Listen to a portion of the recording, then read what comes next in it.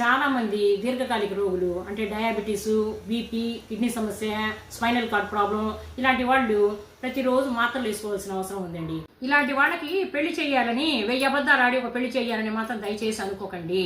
ఎందుకంటే ఆరోగ్య విషయంలో మాత్రం మనం అబద్ధాలు చెప్పకూడదు. వాళ్ళు ప్రతిరోజు మందులు వేసుకోవాల్సిన అవసరం ఉంది. తర్వాత ఆహార నియమాలు పాటించాలి. వాళ్ళకి చూసుకోవడానికి ఒక మనిషి కావాలి.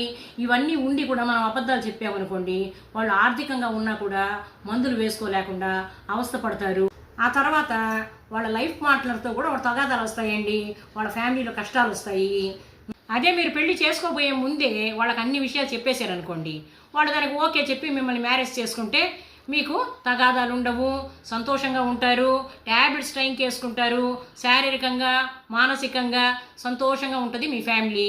ఈ వీడియో మీకు నచ్చితే లైక్ చేయండి, సబ్స్క్రైబ్ చేయండి, షేర్ చేయండి. నెక్స్ట్ ఇంకో వీడియోలో కలుద్దాం. Okay, thank you.